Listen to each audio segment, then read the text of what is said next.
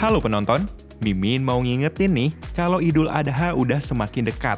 Buat teman-teman yang muslim, persiapan apa nih yang kalian lakuin? Nyari kambing atau nyari sapi? Nah, di konten kali ini, Mimin mau bahas Idul Adha, tapi dari sisi yang jarang dibahas orang lain. Bakal sedikit serius nih penonton. Jadi, bentar-bentar, musiknya terlalu riang kayaknya nih. Bang Editor, ganti dong. Nah, mantap. Jadi penonton, inilah fakta seputar perayaan Idul Adha yang mungkin muslim perlu tahu. Pada hari raya kurban, hewan-hewan termasuk sapi menjadi bintang utama untuk disembelih. Hewan kurban berbagai ukuran berbaris menunggu giliran. Para muslim pun selalu antusias dengan perayaan ini.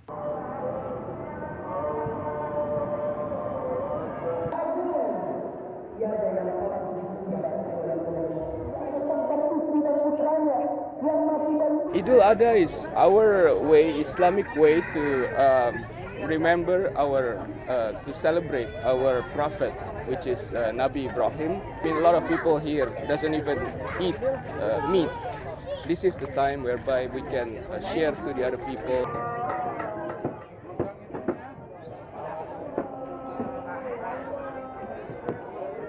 Namun, kenikmatan perayaan Idul Adha tidak begitu dirasakan oleh Muslim India, mengingat salah satu hewan kurban yaitu sapi merupakan hewan suci umat Hindu, agama yang lebih dominan di India, yang mengakibatkan ruang gerak Muslim untuk menyembelih sapi mendapat kendala.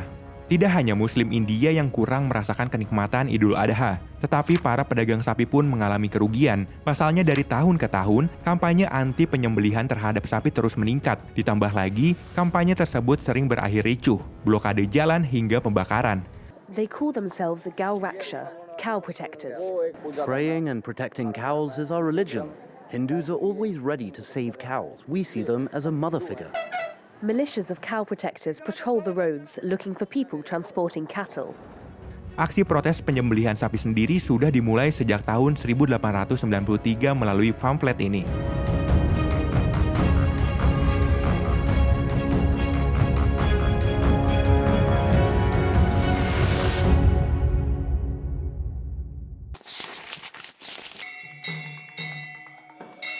Walaupun Hindu erat kaitannya dengan India, tapi umat Hindu tidak semata-mata ada di India saja.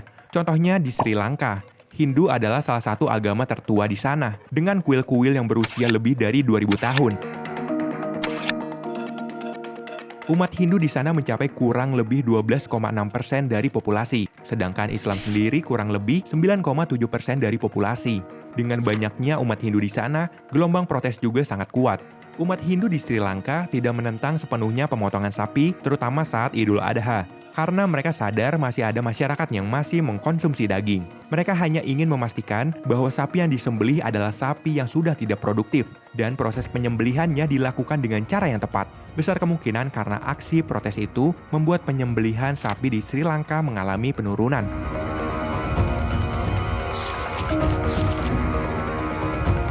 Tidak hanya umat Hindu, Muslim pun banyak yang mengutarakan ketidaksetujuannya dengan praktik penyembelihan tersebut. Banyak aktivis dan pecinta hewan memprotes penyembelihan besar-besaran di hari raya itu. Para aktivis melakukan puasa 72 jam untuk mengkritisi dan membuat orang-orang sadar bahwa penyembelihan hewan tidak diperlukan. Mereka melakukan kampanye seperti ini karena merasa hewan-hewan sudah cukup menderita, seperti dipisahkan dari induknya yang dikirim ke rumah jagal, diambil susu dan kulitnya setiap hari, serta masih banyak lagi.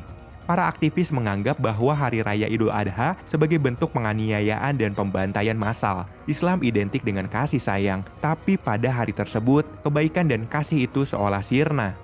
Dilansir New York Times, harapan para aktivis hewan di Kairo hanya ingin metode penyembelihan menjadi lebih manusiawi, bukan penghentian total karena kemungkinan mereka sadar sangat sulit mewujudkan hal tersebut. Seorang penyair dan jurnalis Mesir terkemuka pernah mengkritisi perayaan Idul Adha pada 2014. Ia menggambarkan hari raya umat Islam itu sebagai pembunuhan massal tahunan yang dilakukan karena mimpi seseorang tentang penyembelihan anaknya. Fatimah Naud dijatuhi hukuman penjara selama 3 tahun oleh pengadilan atas tuduhan menghina agama Islam. Idul Adha sering disebut hari raya kurban, tapi arti kurban sendiri bukanlah menyembelih. Kurban berasal dari kata koroba, yang dalam bahasa Arab artinya adalah dekat. Maka kurban dapat diartikan sebagai melakukan sesuatu yang dapat mendekatkan diri kepada Allah Subhanahu wa Ta'ala. Lalu kata yang bisa diartikan penyembelihan adalah Idul Adha itu sendiri. Dalam bahasa Arab, istilah Idul Adha merupakan gabungan dua kata yaitu Aid dan Adha. Secara harfiah, dua kata ini mempunyai arti masing-masing. Kata Aid mempunyai arti kembali dan kata Adha mempunyai arti persembahan hewan. Istilah Idul Adha kemudian menjadi bagian dalam bahasa Indonesia karena kepentingan mayoritas penduduk Indonesia menggunakan istilah ini untuk menunjuk pada suatu referensi yang tidak bisa tergantikan dengan bahasa lainnya dalam bahasa Indonesia. Penyembelihan hewan dengan cara Islami terlihat penuh darah dan mengerikan. Aktivis tentu mengatakan cara seperti ini tidak manusiawi dan sadis. Tapi penelitian membuktikan cara penyembelihan seperti ini justru yang paling baik untuk hewan. Alhamdulillah. Habis makan daging nih, bre. Fakta tersebut ditemukan oleh dua ilmuwan Jerman, yaitu Profesor Wilhelm Schulz dan Dr. Hazim dari Universitas Hannover menggunakan alat EEG dan EKG dengan menanamkan beberapa elektroda di tengkorak hewan sampai ke permukaan otak. Hasilnya, 3 detik setelah disembelih, EEG tidak menunjukkan perubahan grafik dari saat sebelum disembelih. Ini menunjukkan hewan tidak merasakan sakit selama penyembelihan itu. Lantas, 3 detik berikutnya, EEG mencatat hewan dalam kondisi tidak sadarkan diri akibat darah yang terkuras. Selama 6 detik, EEG mencatat level 0, penanda hewan tidak merasakan sakit apapun. Sementara EEG turun ke level 0, jantung hewan masih berdebar dan tubuh kejang-kejang bersamaan darah terkuras. Karena darah terkuras, bakteri tak bisa berkembang dalam tubuh hewan. Maka menurut pengukuran ini, hewan dengan metode penyembelihan Islami sangat sehat untuk dikonsumsi. Gerakan kejang-kejang yang umumnya terjadi saat hewan disembelih bukan merupakan wujud dari rasa sakit. Saat pembuluh darah putus, otak tidak lagi menerima aliran darah, tapi otak besar masih tetap hidup. Sistem saraf di belakang leher juga masih terkait dengan semua sistem tubuh. Akibatnya, sistem saraf mengirimkan sinyal ke jantung, otot, usus, dan seluruh sel tubuh hewan untuk mengirimkan darah ke otak besar. Namun penelitian itu bukan semata-mata menjadi acuan bahwa hewan yang disembelih tidak atau sedikit merasakan sakit. Dilansir newscientist.com, Craig Johnson dari Massey University di Palmerston North Selandia Baru mengatakan dia dan timnya mendeteksi sinyal rasa sakit yang berlangsung hingga 2 menit setelah sayatan.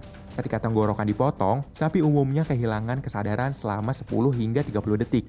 Terkadang juga bisa lebih lama. Rasa sakit berasal dari pemotongan saraf tenggorokan, bukan dari kehilangan darah.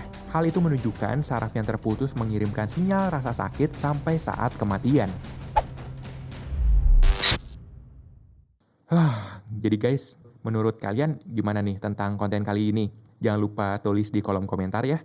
Sekian dulu untuk konten kali ini. Sampai jumpa!